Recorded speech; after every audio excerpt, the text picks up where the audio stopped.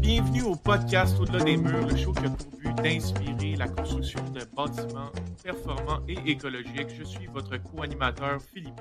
Et je suis votre co-animateur JS. Aujourd'hui, on est accompagné de André Fauteux, qui est éditeur et rédacteur en chef du magazine Le 21e siècle. André, merci beaucoup d'être avec nous aujourd'hui. Bonjour Philippe et Jean-Sébastien et les auditeurs. Plaisir d'être là. C'est la maison du 21e siècle, évidemment. Ah, c'est ça. Bonjour André, merci d'être là avec nous aujourd'hui. Fait qu'André, parle-nous un peu de ton parcours professionnel. Comment tu t'es rendu avec ton magazine? OK, ben moi, j'ai un bac en sciences politiques, un diplôme en communication, un certificat de communication à Montréal et un diplôme de deuxième cycle en journalisme. En 88, j'ai travaillé à la Gazette comme reporter. Et après ça, j'ai travaillé 5 ans chez Habitabec où je me suis spécialisé en maison saine et écologique en parlant beaucoup, entre autres, aux chercheurs de Ressources naturelles Canada et de la Société canadienne d'hypothèque et de logement. Et puis, quand Habitabec a fait faillite, ben, j'ai lancé la maison du 21e siècle, au début comme infolette, un newsletter, qui est devenu un magazine en 97. Donc, depuis 94 que je fais ça, ça va être le 30e anniversaire l'an prochain. Donc, c'est assez excitant. Donc, on a un grand privilège, tu sais, comme journaliste, on peut parler à n'importe qui veut bien y partager, puis les gens sont toujours généreux. Donc, j'ai des contacts à travers le monde, même au niveau de l'électrosmog, entre autres, dont on peut parler plus tard. Oui, absolument, c'est dans les sujets, parce qu'on savait que tu étais un professionnel de la chose, bien orienté là-dedans. Mais justement, tu viens d'en parler un peu, là. Pourquoi l'électrosmog est quelque chose qui t'intéresse? Ben, c'est vraiment la qualité de l'air intérieur et l'efficacité énergétique et l'énergie solaire qui étaient mes premières passions. Mais en 90, je suis devenu très proche des chercheurs de la SCHL qui ont fait beaucoup d'études et de publications sur les hypersensibles aux produits chimiques. Donc, les produits chimiques émis par les matériaux de construction, mais aussi les chambons chimiques, tout ce qui est parfumé dans nos maisons. Et ils ont vu que quand on retire les polluants chimiques, ben, les gens prennent du mieux. Okay. Alors, ils n'ont pas beaucoup d'études de cause à effet, hors de tout doute, sur l'hypersensibilité chimique et maintenant l'hypersensibilité électromagnétique.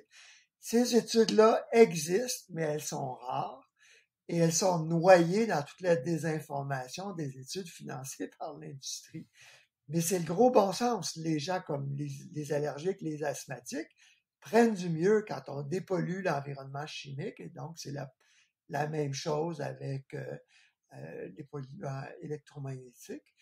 Et la SCHL a publié des études là-dessus vraiment très intéressantes, entre autres avec un médecin qui a sondé une trentaine ou une quarantaine de ses patients qui ont démontré hors de tout doute, quand on rénove les maisons, qu'on bâtit avec moins de polluants, ben c'est le gros bon sens. C'est pas juste les hypersensibles qui prennent du mieux, mais tout le monde qui sont sensibles, comme il y a beaucoup de gens aujourd'hui qui sont sensibles aux parfums dans la société. Il y a des villes, des provinces comme l'Ontario, la Nouvelle-Écosse, où il y a eu des cliniques de santé environnementale. Donc, il y a des politiques comme qui recommandent ou qui interdisent de porter les parfums, par exemple, dans les autobus. Mais même au CHUM, il y a un médecin, Louis Jacques, qui traite les hypersensibles, qui a demandé aux gens d'éteindre le Wi-Fi, par exemple. Et il y a quelques minutes, ce matin, je parlais à Christian-Marc Gendron, un musicien super connu qui fait des tournées à travers le monde, qui est accommodé quand il fait des concerts, ou même à la radio et à la télé, parce que les techniciens, il y en a qui ont vu qu'eux aussi, ils prennent du mieux quand on coupe le Wi-Fi, par exemple. Pourquoi le Wi-Fi est plus, je ne sais pas comment bien le formuler, là, pas il est plus sensible, mais rend les gens sensibles. Pourquoi le Wi-Fi, là, c'est un gros visé là, par l'électrosmog? On comprend, il y en a partout, là, mais on a des ondes partout. La lumière, c'est une onde, il y a vraiment des ondes. Pourquoi spécifiquement le Wi-Fi serait plus chatouilleux? Mais le Wi-Fi, des fois, les routeurs sont de puissance industrielle dans les écoles et ailleurs. Okay. Et même le Bluetooth, les EarPods Bluetooth, lui, il dit que c'est la pire chose quand il est dans un avion et qu'une personne a sa tablette Wi-Fi, mais aussi ses émetteurs Bluetooth. Lui, ça le rend extrêmement malade quand c'est son voisin immédiat. Donc, ce qu'il faut comprendre, c'est non seulement la puissance de l'émetteur, mais la proximité des gens qui reçoivent ça. Et c'est la durée d'exposition. Et le problème avec le Wi-Fi, des technologies comme ça, même les antennes, c'est l'exposition 24/7. Donc, c'est constant. Et donc, même si c'est faible, ben, à long terme, ça va épuiser le système nerveux et les autres systèmes comme le système immunitaire, entre autres. Donc, c'est puissance de l'émetteur, mais la distance de l'émetteur par rapport à la personne qui le reçoit, et aussi l'exposition constante qui fait que des gens ont des problèmes de sommeil, des maux de tête, des acouphènes, des choses comme ça. Et ça va affecter l'humeur, la cognition, l'apprentissage, la mémoire à court terme. Peut-être ça, c'est vraiment... Donc, certaines personnes sont plus sensibles que d'autres. C'est sûr qu'ils ont plus de gènes pour être un peu plus sensibles, mais techniquement, ça nous affecte tous. C'est juste à différents niveaux, c'est ça? Oui, on est tous électriques, hein? Nos cellules communiquent électriquement. Et malheureusement, depuis l'avènement des compteurs intelligents, du Wi-Fi 24/7, il y a de plus en plus de gens qui sont malades. Fait que tu as 1 à 3% de gens qui ne peuvent pas vivre et travailler dans un environnement électromagnétique constant, avec le sans-fil constant, mais il y a 10% de la population mondiale qui a fait le lien entre leur bien-être et les ondes sans fil constamment émises, parce que juste en éteignant le Wi-Fi le soir et la nuit, ils ont vu des différences avec leur bien-être. Il va y avoir beaucoup de monde qui ne sont pas diagnostiqués de ça, honnêtement. Là, qui ne Ben, le savent pas, qui cherchent, mais qui ne le savent pas, hein, vraiment. Des fois, des gens qui sont électrosensibles, il y en a, ça leur prend 20 ans avant de découvrir que c'est les ondes, quand ils les coupent, qui prennent du mieux. Donc, c'est une question de conscience. C'est pas vrai que ces gens-là sont des paranos, parce qu'au début, ils savaient pas que c'était le sans-fil qui les rendait malades. Parce qu'il y en a qui ont pris 10 à 20 ans avant de réaliser que c'était ça. Dans le fond, au niveau d'une construction, comment est-ce qu'on fait alors pour essayer de réduire cet électrosmog? Ouais, ben, c'est de câbler. Moi, j'étais pas sensible, ou je pensais pas que je l'étais. Mais Stéphane Belinski, la compagnie 3E, est venu chez nous. Je pensais que le téléphone sans fil était moins dangereux que le cellulaire. Mais lui, j'ai appris il y a 15-20 ans que tu peux avoir des palpitations cardiaques, pas juste avec le cellulaire et le Wi-Fi, mais aussi avec un téléphone sans fil. Okay. Parce que ça émet 24 heures sur 24, même si tu n'es pas en conversation téléphonique. La base de l'appareil émet constamment. Et donc, dans une maison, on devrait, et malheureusement, personne ne le fait, mais avoir juste des téléphones filaires. Ou si tu as du sans-fil, ben, tu l'éteins le soir et la nuit, parce que c'est là que la glande pinéale au cerveau est affectée non seulement par la lumière, mais aussi par les ondes. La lumière, c'est des ondes électromagnétiques. Le jour, c'est pas grave qu'on soit exposé à la lumière, mais le soir, pour bien dormir, il faut qu'on soit dans l'obscurité totale. Et les micro-ondes pulsées par les technologies façon fil ont le même impact que la lumière le soir et la nuit. C'est-à-dire que il y a plus de... Ça réduit ou ça arrête l'émission de mélatonine au cerveau. Mélatonine qui va gérer non seulement notre sommeil et l'humeur, mais c'est peut-être l'hormone la plus puissante que le corps produit pour lutter contre le cancer. Oh, oui. Alors, c'est pour ça qu'on va être dans l'obscur.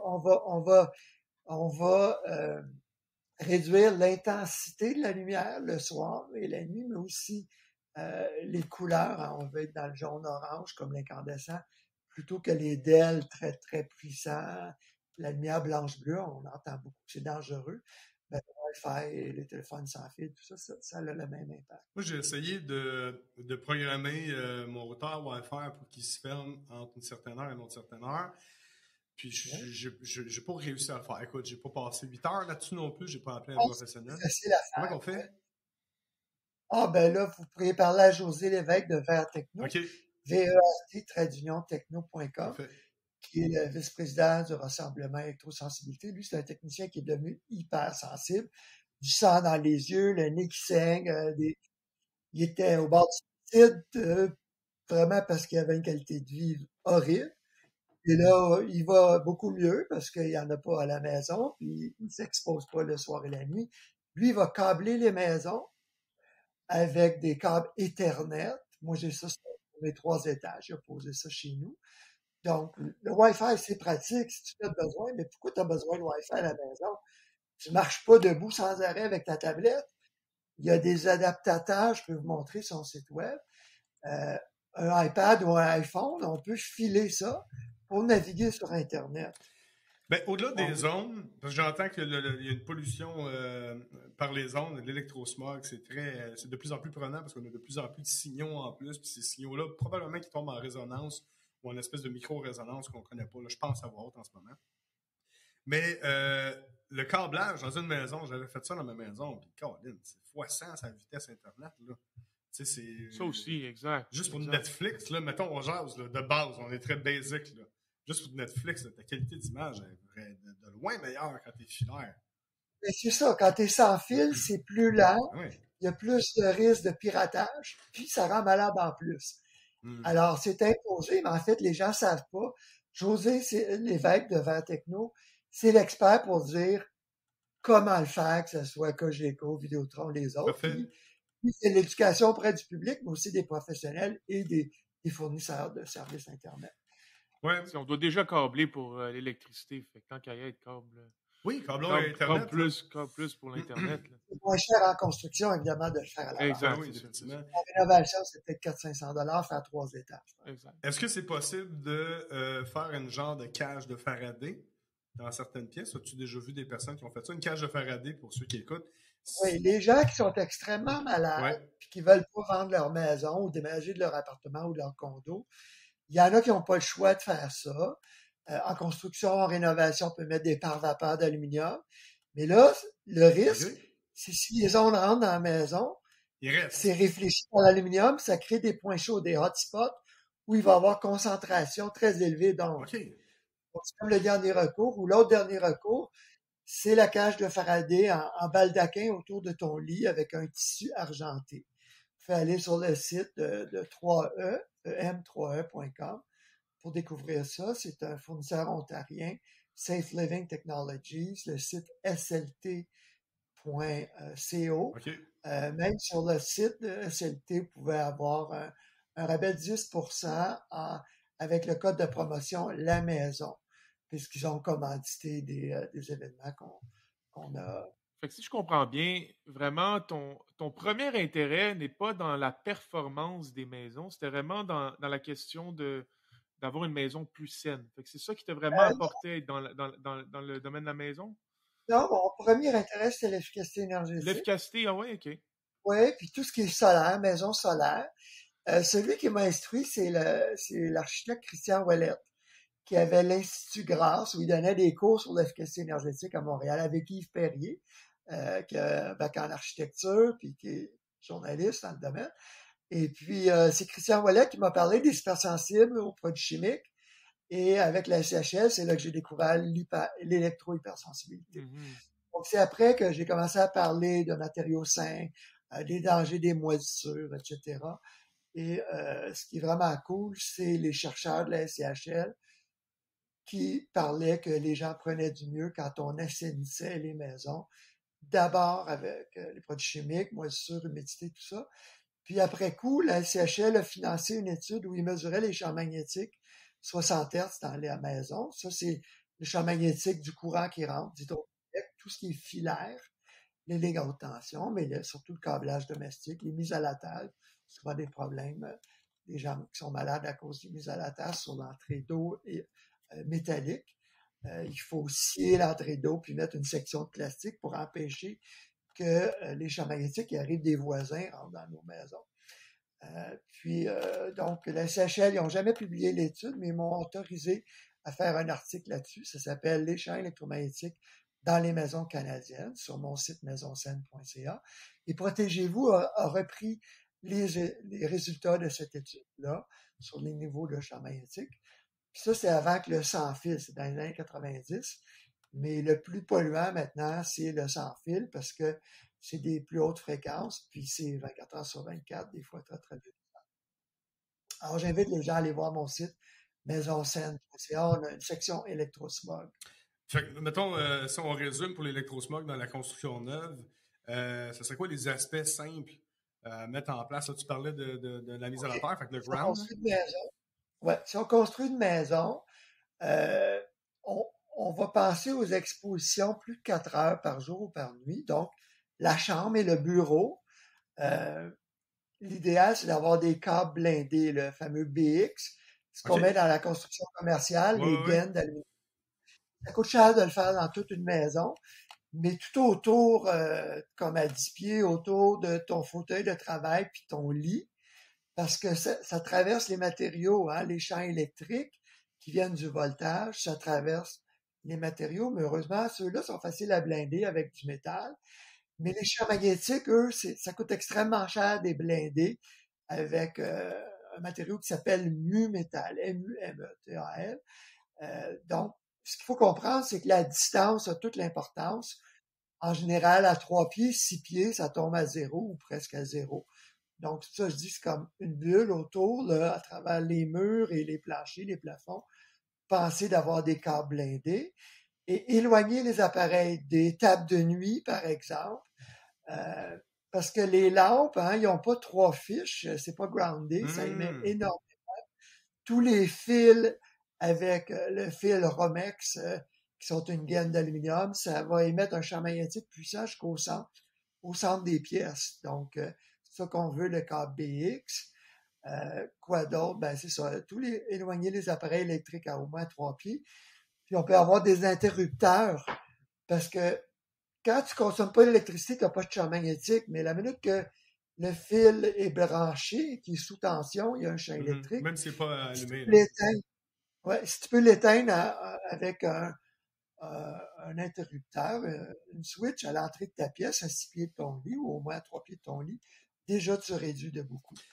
Et donc, pas aucun appareil qui émet sans fil, cellulaire, téléphone sans fil, au moins à 6 pieds, Ouais, on veut créer 15 une pieds, bulle, mais en fait, autour de ta zone de repos, là, pour qu'au moins, la ouais, nuit, là, et, ben, idéalement, tu parlais du bureau tantôt parce qu'il y a de plus en plus de gens qui travaillent à la maison. On passe beaucoup de temps là. En même temps, souvent, on travaille devant un ordinateur. Mais on s'entend. Des zones, mettons, des oasis de repos. On veut justement créer une petite bulle anti-électrosmog. C'est assez simple, là, passer du BX, là. C'est pas un ouais, gros surcoût. Tu sais, on n'a pas besoin de tant de plugs que ça dans une chambre. On en met quelques-unes. On veut aller plus loin, on s'en va avec les interrupteurs qui vont couper le courant là, à l'extérieur de la chambre, par exemple. Puis le ground, moi, ça m'intrigue, là, le ground. C'est quoi qu'il faut qu'on ground? C'est l'entrée d'eau? bon, alors, le code de l'électricité, le régie du bâtiment exige que notre système soit, le panneau électrique soit mis à la terre, des questions de Ouais. sécurité. Et quand il y a une plomberie métallique, c'est fait systématiquement là-dessus. Ah, Sauf qu'il y a des micro-courants qui circulent à travers les maisons, qui font un champ magnétique, des fois très élevé, proche des lits, des fauteuils de travail. Et ça, il y a Jean-Claude Morin à Magog, l'électricien, entre autres, qui l'a beaucoup fait. Euh, c'est, ça peut être dangereux parce que des fois, les micro-courants sont assez puissants. Donc, avec un électricien et un plombier, la première chose qu'on va faire, c'est qu'on va transférer la mise à la terre du panneau électrique sur des tiges métalliques enfouies dans le sol, comme on fait à la campagne, là où il n'y a pas d'aqueduc. Les nouveaux bâtiments, toute la plomberie est en plastique, donc il n'y a pas de c'est problème. ça. C'est plus les vieux bâtiments où la plomberie, à travers la maison, est en métal. Je comprends.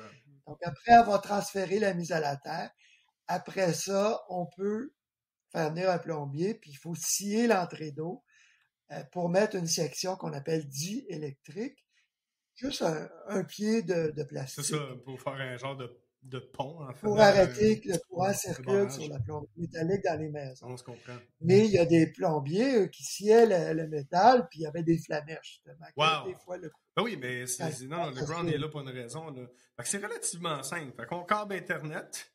T'as Ethernet, en fait, on a un 4.5, un 4.6. câble Le câble Ethernet, c'est ça, comme Ethernet. des grosses prises électriques là, pour Exactement. l'Internet. On met du BX style commercial pour les zones de Oasis. On peut le faire sur la maison complète, mais on peut se concentrer Ouais. surtout dans. Puis autrement, c'est de respecter le code d'électricité. Quand on ne respecte pas le code d'électricité, ça peut créer des champs électriques et magnétiques C'est assez ça. élevés.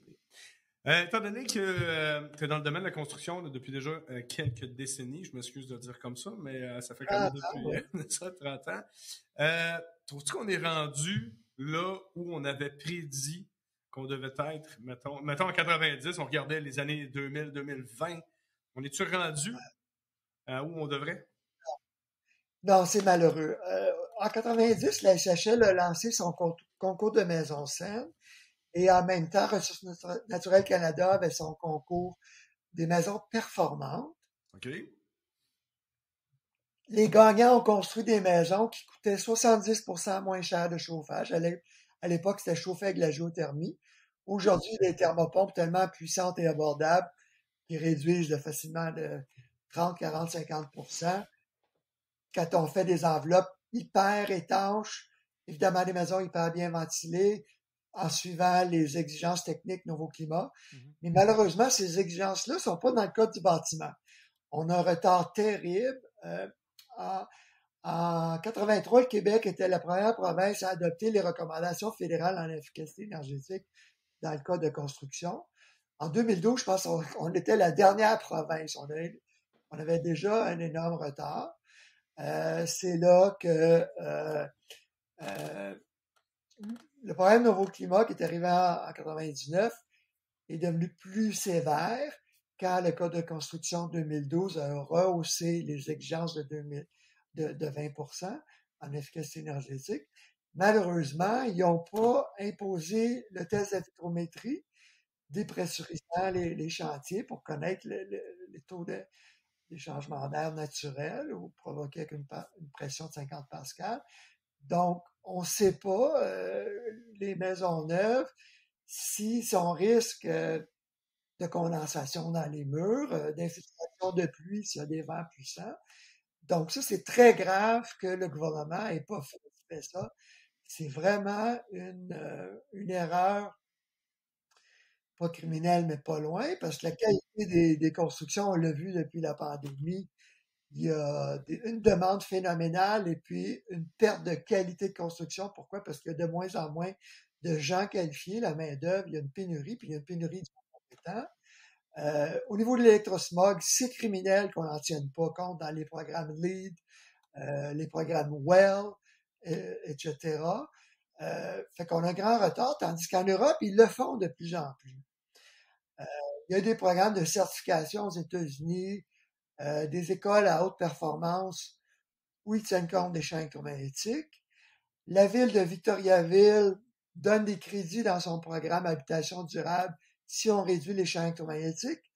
Mais on m'a dit ce matin, Christian Marc-Gendron m'a dit que Victoriaville, c'est une des villes où il y a des antennes Wi-Fi au centre-ville, des niveaux d'exposition aux micro-ondes pulsées classés peut-être cancérogènes et bientôt va peut-être être classé probablement cancérogène par l'Organisation mondiale de la santé, au centre-ville, entre autres à Victoriaville, extrêmement dangereux, les niveaux d'exposition. Donc, on a un retard énorme, tandis que à Salzbourg, en Autriche, c'est l'endroit où ils sont le plus sévères. Paris a interdit le Wi-Fi dans les garderies, etc., etc. Donc, on a un grand, grand retard. Ce que les gens doivent savoir, c'est que d'ici 3-4 ans, ils vont avoir un nouveau code de construction au Québec.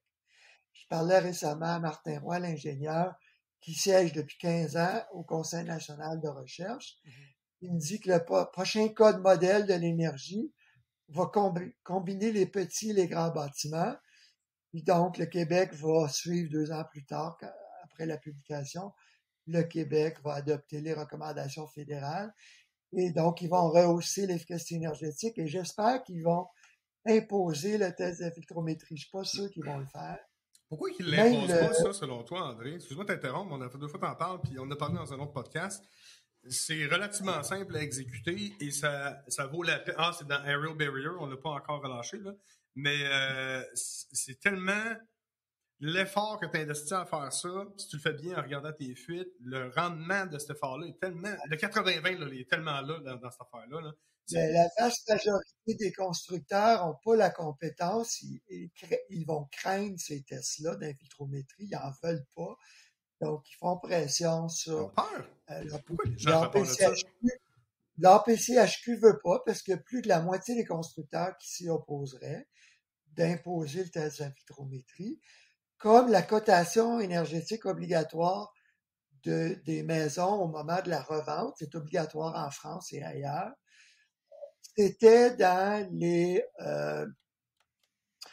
le plan de l'Agence d'efficacité énergétique, qui est devenue Transition énergétique, qui vient d'être intégrée au ministère de l'Environnement. C'est vraiment compliqué. Les politiciens changent tout le temps les mandats des agences d'efficacité énergétique, qui des fois sont indépendantes. Après ça, ils sont soumis au bon vouloir des ministres. Il n'y a pas de continuité. Donc, il y a quelques années, c'était dans le plan de match d'imposer la cotation énergétique obligatoire. C'est quoi? Ben, c'est la cote énergétique dans le programme Réno-Climat. On donne une cotation. Avant, c'était sur 100 points. Aujourd'hui, c'est en mégajoules. C'est compliqué, mais c'est pour convertir qu'on chauffe au gaz, au mazout, ou à l'électricité ou au bois. On veut avoir une cote harmonisée pour tout le monde. Et ils ont imposé ça dans les grands bâtiments commerciaux institutionnels, mais ils l'ont enlevé de leur projet résidentiel. J'aurais demandé pourquoi. Ils ont dit, bah, c'est parce que les émissions de gaz à effet de serre, il n'y en a pas beaucoup dans le résidentiel. De moins en moins, on chauffe au gaz et ils se débarrassent du mazout. C'est un scandale parce que ça créerait beaucoup d'emplois des inspecteurs qui feraient les tests de vitrométrie, comme dans Novo Climat et Renault Climat. Et du jour au lendemain, ça créerait une demande phénoménale. Puis là, il n'y a pas assez d'évaluateurs. Il faudrait former une centaine d'évaluateurs. Ben, ça existe, une centaine, mais il en faudrait peut-être 500 pour faire tous les chantiers en construction, rénovation. Ça se fait pas en criant ciseaux du jour au lendemain, mais il faudrait dire, d'ici 3 ans, on va le faire. Donc là, on va en former, mais tu sais, il y a Énergie 3R qui en a une centaine d'évaluateurs. Même plus, je crois qu'on lui a parlé à un autre podcast, il est rendu près, je crois que c'était 200 employés, quelque chose comme ça. Bon, ils ont 13 employés, Énergie 3R, ils font les cotations Renault Climat dans plusieurs chantiers. Puis si on parlait de l'évaluation, dans le fond, ça c'était à la vente ou à l'achat d'un bâtiment, c'est ça? Pour la cote, là, tu parles? C'est ce qui est obligatoire en Europe, en France, entre autres. L'Ontario, je pense qu'ils le font, ils vont le faire bientôt. New York aussi. Ouais, les agents d'immeubles n'aiment pas ça non plus, les courtiers, mais ça créerait un marché phénoménal de rénovation énergétique, éco-énergétique, puis ça rehausserait la qualité des logements, la valeur des bâtiments. Les villes n'aiment pas ça, là. Il y a de plus en plus de logements, de maisons qui pourrissent. C'est pas bon, ça, pour l'assiette fiscale des villes. Donc, on sait qu'on s'est pas rendu là très loin où est-ce qu'on était, où est-ce qu'on avait projeté être, mais pour le futur, qu'est-ce que t'en penses? C'est au début des années 90, là, ce qu'on connaissait en 95, comme avec les problèmes de construction neuve ou de rénovation, on n'a pas réinventé la roue, on a toute l'information depuis 30 ans. Ah, ben oui. Donc, les connaissances sont là, c'est la volonté politique. Mais avec les changements climatiques, les gens qui meurent, quand on va avoir de plus en plus de pannes d'électricité prolongées, d'infiltration d'eau, on va devoir le faire. Mais on est toujours, on dort au gaz. Mais moi, en tout cas, nous, on est tous dans le domaine de l'efficacité énergétique, fait qu'on baigne toujours dedans. Fait que c'est sûr qu'on en entend toujours parler, mais d'une approche extérieure, tu vois-tu un trend général qui s'en va vers un avenir qui est un peu plus permissif ou encourageant des maisons performantes? Oui, c'est sûr que c'est dans le plan, je le disais tantôt. Je peux référer aux gens, je vais juste vous trouver le signet. Comment ça s'appelle? Si on va sur Transition énergétique Québec, ils ont un calendrier de ce qu'ils veulent faire au cours des prochaines années. Faut juste sur le site de TEQ, tu dis, c'est ça? Ils vont faire la promotion de la construction et de la rénovation haute efficacité énergétique, c'est sûr. Hydro-Québec est vraiment dans le trouble puisqu'ils viennent de tripler leurs besoins, leurs objectifs d'efficacité énergétique, parce qu'ils doivent augmenter de 50% leur capacité de production d'ici 2050, mais de 12% d'ici 7 ans. Et donc, ils ont un retard tellement grand qu'ils disent qu'il va falloir mettre des centrales nucléaires en plus des nouvelles centrales hydroélectriques. Donc, d'ici 10 ans, là, il y a énormément de choses positives qui vont se faire. D'ici quelques semaines, ils vont annoncer le programme Logivert Hydro-Québec qui va donner 9 000 $ pour la géothermie. 9 000 $ la tonne de puissance en géothermie. Donc, soudainement, là, du jour au lendemain, il va y avoir plein d'incitatifs. Donc, je suis très, très optimiste pour former les gens. Il y a très peu de foreurs en géothermie, par exemple. Ils pourront pas répondre à la demande d'ici 2 ans en géothermie, par exemple. Donc, faut se grouiller le derrière pour former les gens.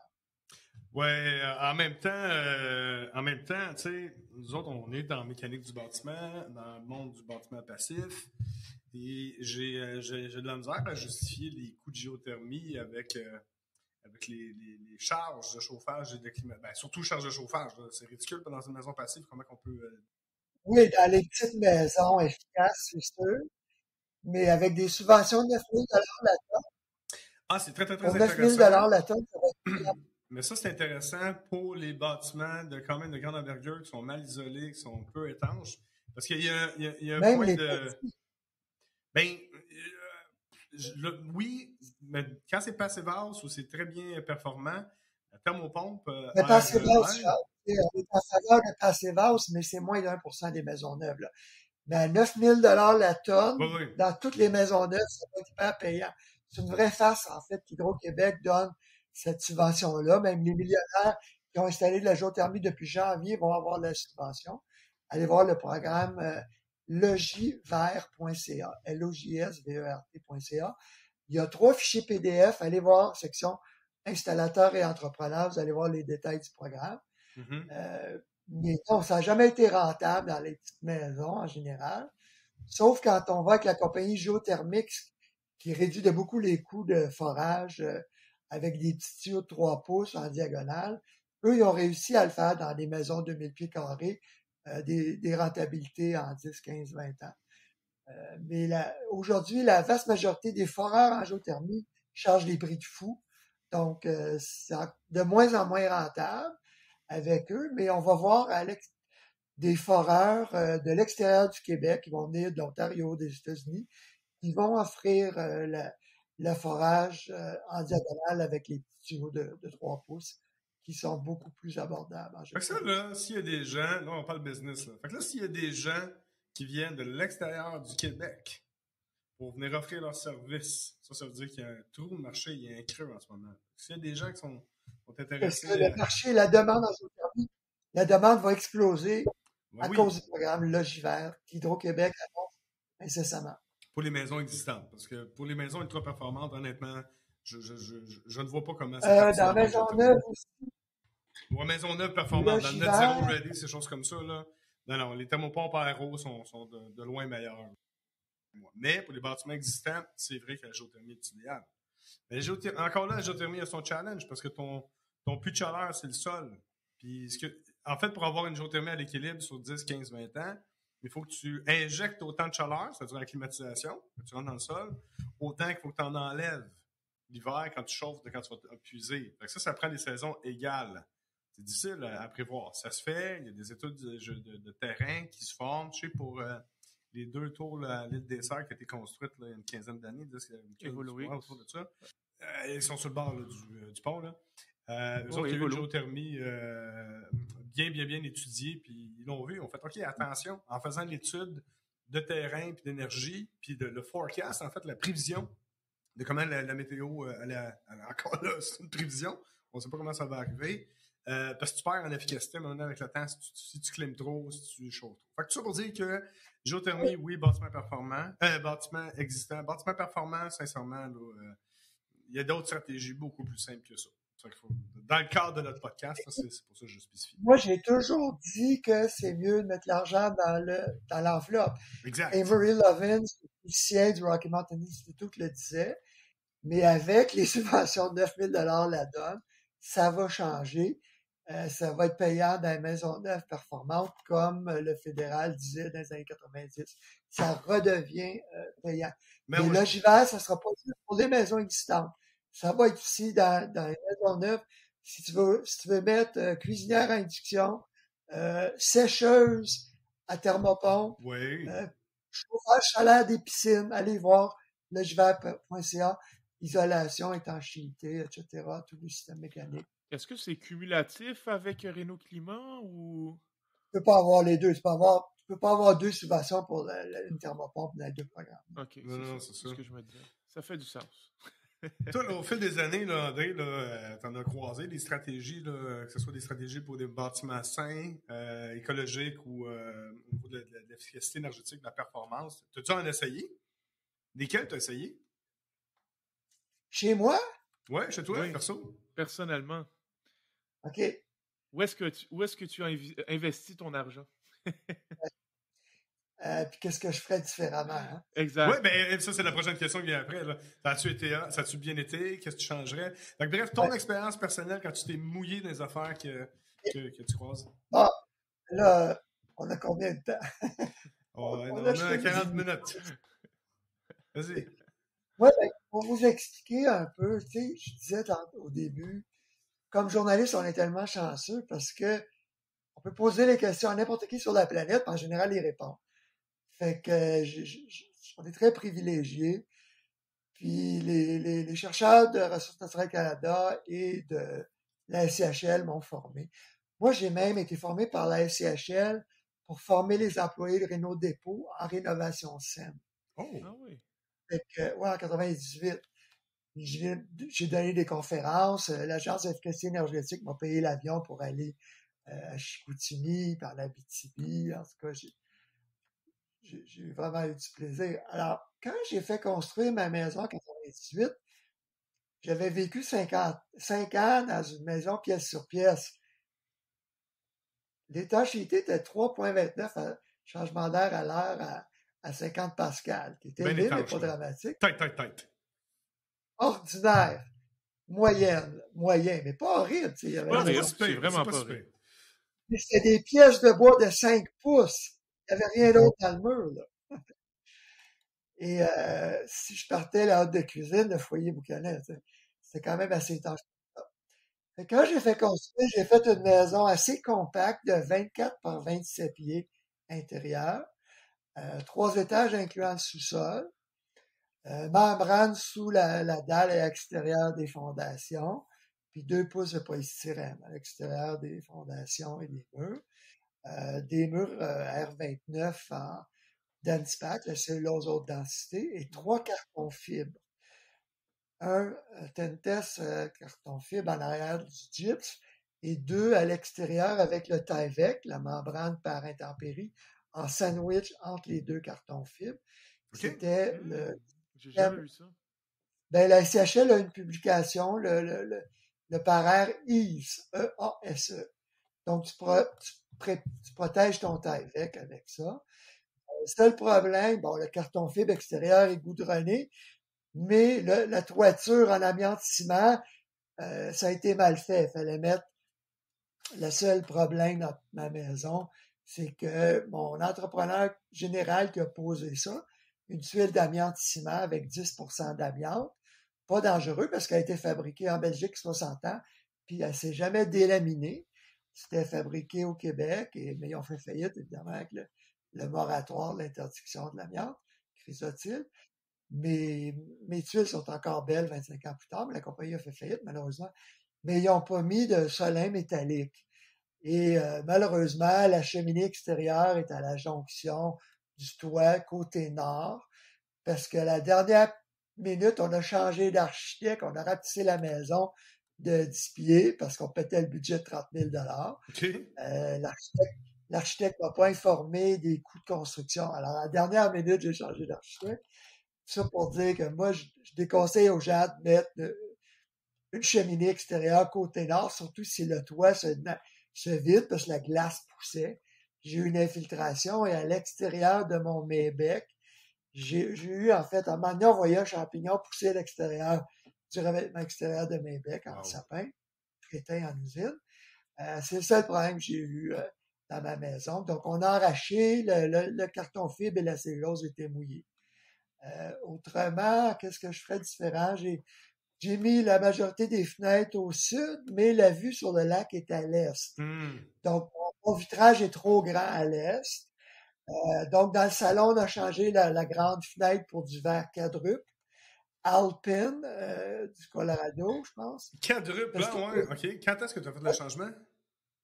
Peut-être 10 ans plus tard, 15 ans plus tard. Mes fenêtres, c'est des Integrity de Marvin, le fabricant américain. Oui, oui. Qui est à Montréal sur Descaries. Pourquoi j'ai choisi Marvin? Parce que j'aime la fibre de verre pour les vitres, mais je voulais du bois à l'intérieur. Donc, c'est la seule fenêtre que j'ai trouvée. C'est une fenêtre, malheureusement, standard. Il n'y a pas de dimension sur mesure. C'est une usine robotisée. Donc, c'est moins cher à ce niveau-là parce que c'est des dimensions standards.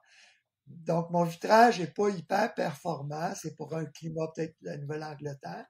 Mais ce que je recommande aux gens, c'est évidemment d'avoir une cote RE, le rendement énergétique tenant compte du solaire passif et des pertes de chaleur. Donc, un RE supérieur au sud ou du sud-est au sud-ouest.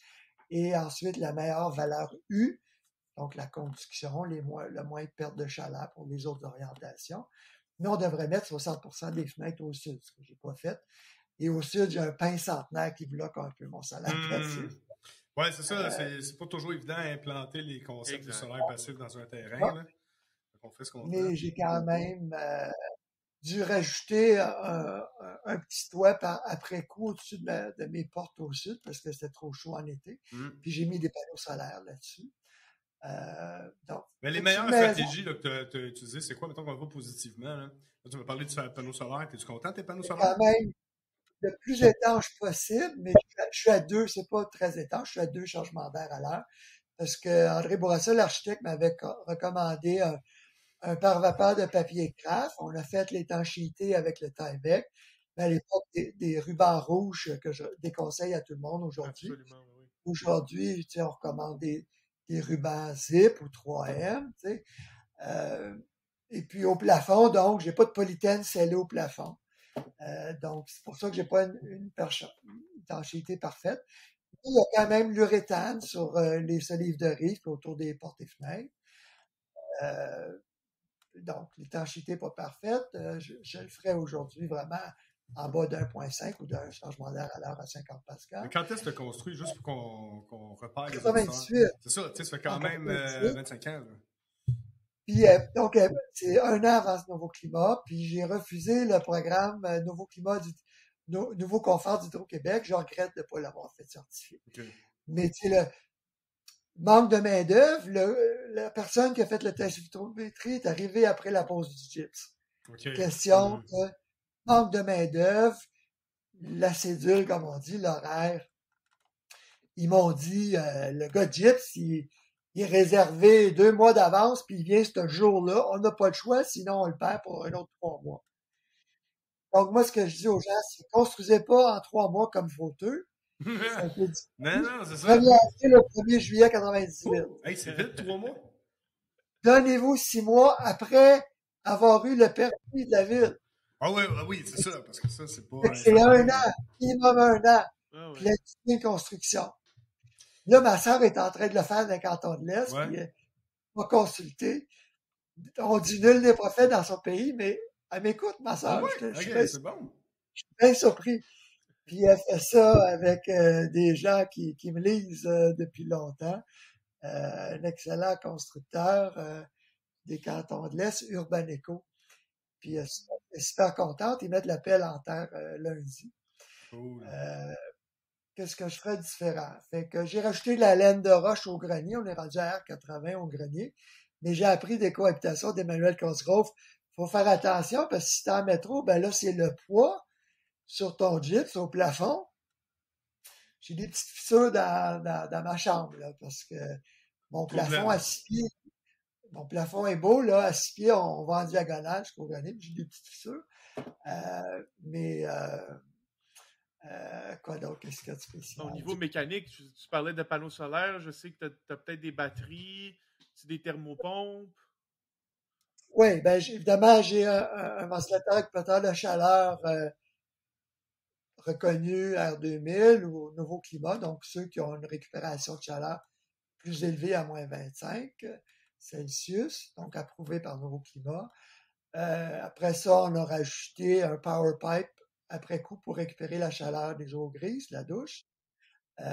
J'ai rajouté progressivement des panneaux solaires, des batteries. Après 12 ans, on a changé les batteries au plomb il y a 1 an pour des batteries au lithium. J'ai 10 kWh de réserve, qui est pas énorme, mais qui est bonne pour quelques jours pour mon bureau, puis mon salon, la télévision, l'éclairage, la moitié de la maison. Le puits, la pompe de mon puits, l'eau est à 300 pieds, mais on a de l'eau pendant 2-3 jours. Qu'est-ce que j'ai? J'ai un détecteur de fuite d'eau à côté du chauffe-eau puis derrière la laveuse. OK.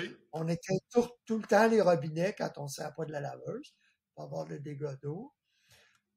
Qu'est-ce que j'ai? À l'extérieur du VRC, c'est un Live Breath, puis j'ai l'épurateur PFT à flux turbulent, 6 filtres en série, qu'on change on en change 2 par année. Donc, pour protéger les conduits, on a des filtres cotés 13, MERV 13, donc haute efficacité MERV 13. Ça protège les conduits, puis ça protège nos poumons, évidemment. Oui. Donc, tout le monde devrait avoir ça, encore plus depuis qu'il y a plus de pollen et de feu avec les changements climatiques. J'ai rajouté 2 thermopompes. Les deux sont sans conduit, parce qu'on chauffe avec des plaintes et des convecteurs. Mais mon bureau, ma chambre sont à l'étage. J'en ai une qui a 12 ans. On me dit que c'est presque en fin de vie. On ne sait pas combien de temps que ça va durer. Il faut que tu me dises, parce que l'efficacité baisse, on ne le sait pas, hein, Jean-Philippe? Toi, tu as rajouté la deuxième pour le rez-de-chaussée et le sous-sol. Oui. Je suis super content de ça. Quand est-ce qu'on le sait que ma thermopompe, là, qui a 12 ans, est en fin de vie? Oh, c'est une très bonne question. Faudrait trouver une façon d'évaluer la perte d'efficacité là, directement. Mais la mesurer, ça coûterait combien de mesurer la perte d'efficacité? Écoute, je pourrais pas te répondre en ce moment parce que, tu sais, un système mécanique, d'ordre général, s'il fonctionne, il est à l'équilibre, puis si tu y touches, tu romps l'équilibre, tu sais, ça se peut qu'il se passe quelque chose. Dans le fond, écoute, on n'a pas... Je n'ai pas travaillé cette question-là. Je vais y réfléchir suite à notre podcast en ce moment, parce qu'effectivement, c'est un bon point. Si la thermopompe fonctionne, il n'y a pas de fuite, ça a bien été fait, garde-la aussi longtemps que tu es capable. Il y a une série de thermopompes qui sont de moins en moins encore installées parce qu'ils fonctionnaient un ancien gaz réfrigérant qui était l'R22. Celui-là, ben c'est quoi qu'il y a un nouveau gaz là, de remplacement qui existe. Là. Mais dans le général, quand tu as R22, ta thermopompe brise, réinvestis pas nécessairement pour tenter de la réparer. En plus, quand le gaz est différent. Mais là, les thermopompes actuelles sont au 410 ou à 410. C'est plus une logique économique qu'une logique de performance en réalité. Mais ça vaudrait la peine de creuser la question là-dessus. Puis c'est une question de disponibilité des pièces. Puis maintenant, c'est une question de coût du technicien. Là. Il s'en va chez vous, la thermopompe est encore là? Ils ont encore les pièces? Les pièces, est-ce que le manufacturier a encore ces pièces-là? Sont-ils encore redistribuées?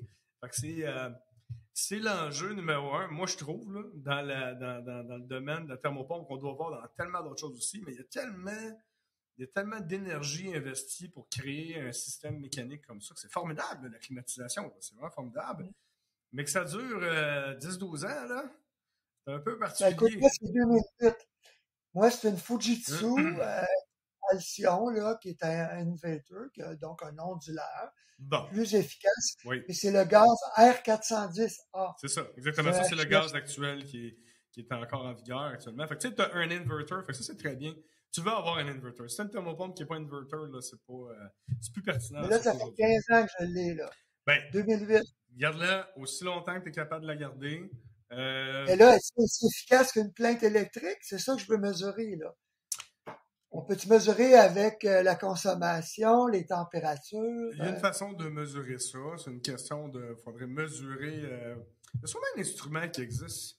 Parce que... Peux-tu demander à tes fabricants? Oui, eh bien, en fait, mon questionnement là, que je pense, que j'exprime pas, en fait, c'est que mettons, les systèmes centraux modernes qu'on installe aujourd'hui, sophistiqués avec inverter, vont avoir dans le logiciel qui sert de contrôle, parce que c'est plus qu'un thermostat, là, c'est ce qu'on appelle des systèmes communicants, il va avoir les rapports de performance.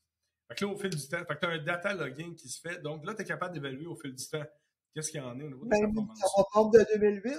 Non, mais c'est parce que tu as une thermopompe murale qui n'a pas été conçue à la base pour faire ça. Il y a pas vraiment. Les contrôles pour thermopompe murale ne sont pas si sophistiqués que ça. J'en ai trouvé un dernièrement qu'on va revendre bientôt, qui s'appelle le POC. C'est un genre de thermostat. Je dis POC, P-U-C-K. Je dis que c'est un genre de thermostat parce que en réalité, c'est une POC, ça a l'air d'une POC de hockey qui est installée au mur. Et tu as deux façons d'utiliser. La première façon, c'est que tu l'utilises comme contrôle. Donc, un signal infrarouge qui s'en va vers ta thermopompe, comme si tu avais une manette. Et lui, en fait, est accessible en ligne. Donc, par définition, tu es capable d'aller obtenir ton rendement. Mais c'est de l'aftermarket, ça, et c'est en train de sortir. Donc, c'est qui le fabricant de ça? C'est vraiment POC, là. T'as peu, je vais aller le chercher littéralement.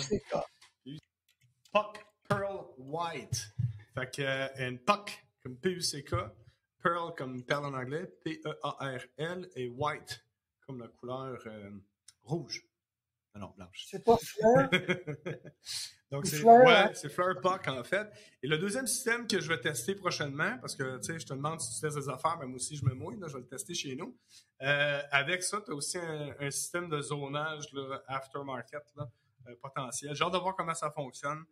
J'en parlerai pas plus parce que, écoute, je ne l'ai pas essayé encore. Mais ce que je sais, c'est que ce système-là, le POC, là, tu vois, quand tu s'en vas sur flare.co, F-L-A-I-R.co.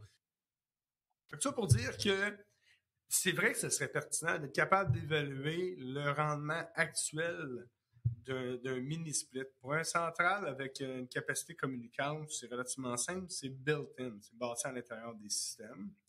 Ben c'est ça. Pour répondre à ta question, moi, je la t'offrais aussi longtemps qu'elle fonctionne et qu'elle performe.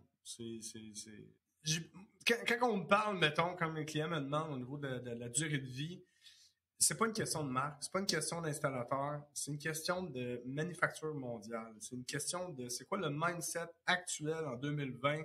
Ben, c'est d'optimiser tes équipements qui t'offrent le temps de la garantie, parce que économiquement parlant, ça vaut plus la peine de le remplacer par après. Je trouve que c'est une aberration, là. C'est complètement anti-écologique. Puis c'est ça qui détruit la planète, les gens Exact. se Fait que c'est pas le système, c'est le mindset. Parce que ça vaut pour n'importe quoi, que ça vaut pour la TV, ça vaut pour tes téléphones. C'est de l'obsolescence programmée, littéralement. C'est pas. Oui, ils sont dans les appareils durent trop longtemps. Exact. Fait que c'est pas du evil de ils nous ont pas dit, puis c'est pas du. Comment on appelle ça, là, de la paranoïa, là? Ou de la. Conspiration. La conspiration. Merci du terme. C'est pas la conspiration. C'est littéralement designé comme ça parce que c'est ça qu'on veut pour notre économie, parce que tu veux que ton fonds de pension. La France a adopté une loi sur l'obsolescence programmée, puis Québec va le faire. Tout le monde s'en ça, définitivement. Fait que tu sais, une machine qui a été bien construite, qui a bien fonctionné, qui a été bien entretenue, tu sais, dans le cas d'une thermopompe murale, il faut que tu la nettoies. Si elle a bien été installée, il n'y a pas eu de fuite. Regarde, conserve-la, elle fonctionne. À un moment donné, c'est sûr qu'il va y avoir une durée de vie. C'est un système mécanique, c'est pas éternel, cette chose-là. Tu sais. Mais non. Si on revient à ce que je ferais différemment, ben c'est la première chose, c'est vraiment je ne mettrais pas ma maison collée sur un pin centenaire là, pour avoir de l'ombre à l'heure du midi. OK. Parce que la partie la plus longue de la maison doit aller au sud. Moi, je pense 27 pieds sur le lac, 24 pieds au sud. Après ça, c'est l'étanchéité que je ferais parfaitement. J'aurais pas aucun uréthane, aucun isolant plastique dans ma maison.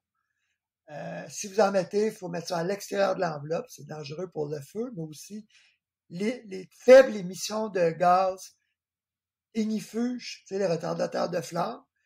On mesure ça dans les chambres à coucher quand les plafonds sont isolés à l'uréthane ou au polystyrène ou au polysulfonurate. Il y a un enfant au Luxembourg, des gros problèmes de peau et respiratoires, d'allergie à cause des gaz ignifugeants. Donc, des plastiques dans la maison, on n'en veut plus du tout, on n'a pas besoin, sauf pour les membranes par vapeur, par intempérie. C'est la seule exception que je ferais. Autrement, zéro plastique dans les maisons, surtout pas dans l'air habitable. Donc, test à vitrométrie avant de fermer le gypse. la meilleure valeur rue des vitrages, sauf au sud, le meilleur rendement énergétique. J'irai encore avec le fibre de verre ou aluminium, si votre budget est limité, mettre PVC puis aluminium. Mais j'aime pas le PVC, mais PVC quand même acceptable. Dans les fenêtres, il y en a qui sont très performantes.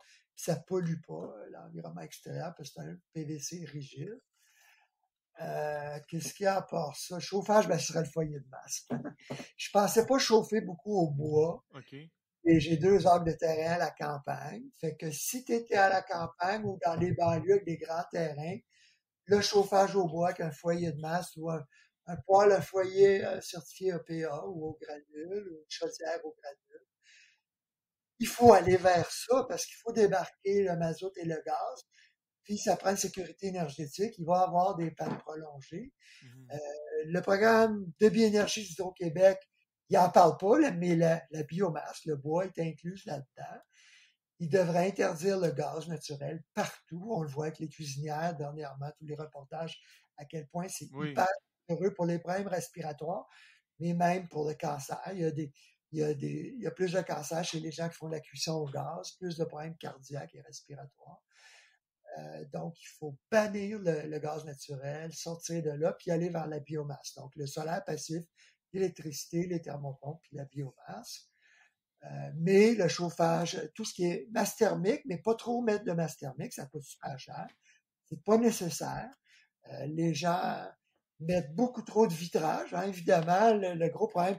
Dernièrement, il y a un constructeur qui m'a dit que la ville de Val-David veut bien faire, mais ils ont mal compris les principes du solaire passif. Au lieu d'exiger 60% de toutes les fenêtres d'une maison, de mettre ça sur la façade sud, ils ont dit le contraire. Ils ont dit toute la façade sud doit être vitrée. C'est une aberration de faire ça. My God. Ça coûte trop cher de vitrage. Les gens gèlent en hiver, puis ils ont des surchauffes en été, puis Ah oui. ça coûterait une fortune d'ombrager tout ça. Aujourd'hui, la mode est au toit plat, puis pas de surplomb de toiture. Il faut revenir aux maisons d'antan avec un bon surplomb de toiture au sud. Mais si c'est du plancher au grenier, ben, faut faire comme moi, faut mettre de l'ombrage à 8 pieds d'eau. Moi, c'est juste ma porte patio. Puis là, je me demande ce que je vais faire avec mes fenêtres de cuisine à l'ouest puis au sud, parce que c'est là que j'ai une surchauffe. J'ai pas d'ombrage extérieur. L'ombrage intérieur ne donne rien quand tu fais cuire ton vitrage. Donc, c'est les principes solaire passif que les gens ont mal compris, mais qu'on connaît depuis les années 80, qui sont mal appliqués. Mais là, ça fait 3 semaines, je cours après l'urbaniste de la ville de Val-d'Aville qui veut pas répondre. J'ai en fait ce que recommande Écohabitation, de mettre 60% de tout le vitrage de la maison au sud et non de vitrer toute la façade sud à 60%, qui est une aberration. Ça coûte tellement cher le vitrage, il faut jamais faire ça. Dis-moi, là, normalement, c'est toi qui fais les entrevues, mais là, aujourd'hui, c'est toi qui se fais interviewer. Tu as sûrement eu plusieurs rencontres. Est-ce qu'il y en a quelques-unes qui t'ont marqué? As-tu des histoires pertinentes des rencontres que ton métier t'a permis d'avoir? J'en ai tout le temps. J'ai écrit pendant longtemps pour le programme R2000 de Ressources naturelles Canada des publi-reportages dans la maison du 21e siècle. Fait que c'est très privilégié ce côté-là. Le bras droit de Tim Mayo. Tim Mayo dirigeait le programme R2000. Son bras droit s'est fait construire une maison. Puis il m'a dit heureusement qu'on a fait le test de vitrométrie parce qu'à un moment donné, il y a un gars qui a oublié une rangée de clous, une centaine de clous avec son fusil, puis ça pissait énormément. Donc, les gens les plus compétents, les plus honnêtes sont humains, font des erreurs. Donc, on ne peut pas passer à côté du test de vitrométrie. C'est un incontournable en construction neuve. Si on ne le fait pas au Québec avec un constructeur Neuroclimat, on se tire dans le pied. Puis je veux pas être insultant, mais on est un peu nono de pas inscrire sa construction neuve au programme Neuroclimat. Pourquoi? Parce qu'il y a des inspections gratuites puis des subventions. Donc, double protection, puis la CHL réduit le coût de l'assurance hypothécaire. En tout cas, c'est gagnant-gagnant d'embaucher un constructeur certifié Neuroclimat. on va sur le site bnq.qc.ca ou .gouv.qc.ca pour trouver les constructeurs Nouveau Climat et les entrepreneurs en ventilation Nouveau Climat.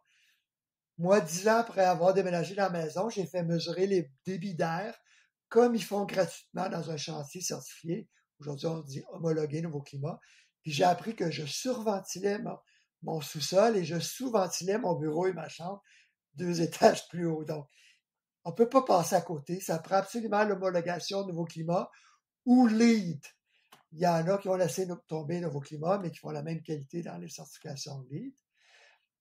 J'ai vu plein de gens avec des bonnes intentions, mais qui ne faisaient pas affaire avec les meilleurs entrepreneurs qui font ça depuis au moins 10 ans au quotidien. C'est-à-dire les constructeurs qui sont dans le groupe Select Nouveau Climat. C'est leur produit standard. Pas des gens qui font une maison Nouveau Climat ou LEED à l'occasion une fois par année. Prenez les meilleurs, parce que les meilleurs, quand j'ai interviewé des gens pour le programme Nouveau Climat, pour le programme R2000 à l'époque, fédéral, ils disaient, ouais, ben, tu sais, André, on faisait des bonnes maisons, mais quand on a appris à faire des maudites bonnes maisons, on pouvait plus retourner en arrière puis faire de la construction ordinaire. Donc, ils font les bonnes maisons, puis des maisons qui pourrissent pas, puis qui rendent pas les maisons malades. Parce que j'ai rencontré une pneumologue à l'Université d'Ottawa qui a fait une étude pour Santé Canada, travaillait là aussi, puis ils ont prouvé que les asthmatiques sont en meilleure santé dans les maisons certifiées R2000. Puis ça, c'est le plus gros mythe, la plus grosse désinformation, c'est de croire que les gens sont plus malades dans les maisons très étanches. Ben, c'est que beaucoup de gens ont fait la formation R2000 au Nouveau Climat ou au Nouveau Confort, puis là, ils ont triché, ils faisaient pas des maisons certifiées par les programmes indépendants, ils mentaient à leurs clients. Ils disaient, ben, je vais te faire la même maison, mais pour moins cher, mais la même qualité. Mais c'était pas la même qualité parce qu'il n'y avait pas de certification, d'inspection indépendante. Mais donc, quand tu as les inspections et la certification indépendante avec les subventions en plus, oui. Non seulement c'est vraiment étanche, c'est bien isolé, mais en plus, le ventilateur récupérateur de chaleur est bien installé, bien conçu, bien installé, bien utilisé, bien entretenu, parce qu'on éduque les propriétaires. Ça veut dire que le degré d'humidité relative est vraiment optimal en hiver, entre 30 et 40, 45% selon la température extérieure. Et donc, c'est pas trop humide ni trop sec, donc il n'y a pas plein d'acariens, plein de moisissures et de bactéries. Les gens sont en meilleure santé. Ouais, c'est totalement raison. Je suis totalement d'accord avec toi. Et juste pour une petite dernière question, pour l'avenir, dans le fond, des bâtiments québécois, est-ce qu'il y a certaines technologies qu'on devrait garder notre œil? C'est toujours le fun de parler de technologie, mais avant, je veux faire un rappel là-dessus. C'est la main-d'œuvre qui change tout. Tu peux avoir la meilleure technologie, mais j'ai vu tellement de maisons tout croche, pleines de technologie, mais les gens sont malades, la maison Oui. pourrie, puis coûte cher de chauffage et tout ça. Parce qu'il y avait des gens pleins de bonnes intentions, des gens super écolos, mais on l'a vu, regardez l'article dernièrement, il y a 2 semaines dans la presse, leur maison de rêve, là, catastrophe, là, avec des écolos, et tout proche, qui n'avaient pas de permis, qui n'étaient pas RBQ, pas de permis RBQ, de licence RBQ, pas de protection de garantie des maisons neuves. Alors, les gens qui veulent économiser, c'est ça que ça donne. Oui. Ils sont pas informés ou ils tournent les coins ronds, puis après ça, ils blâment le gouvernement. Puis c'est dur de blâmer le consommateur parce que c'est tellement technique, la construction. Alors, je ne veux pas leur lancer la pierre, mais ils n'ont pas fait ce qui est facile, d'aller sur le site du BNQ puis embaucher un constructeur certifié Nouveau Climat. C'est sûr, c'est sûr. Qu'est-ce qu'ils ont fait faire? Ils ont fait confiance à un Suisse qui est venu au Québec faire des maisons, pour pas le nommer, Eland, qui a fait faillite avec Brave, BRAVE, qui a fait faillite aussi. C'est dommage, mais je crois que la vision générale de la société était que la construction, ben, c'est quelque chose de facile. Tu n'as pas besoin d'éducation pour faire la construction. Donc, je crois que c'est ça qui est pas mal resté dans leur tête. Mais la construction, la bonne construction, c'est, comme tu dis, c'est technique. C'est pas tout le monde qui va la comprendre. Oui, tout le monde serait capable de faire une maison, mais une maison qui est saine et performante, ça prend des experts.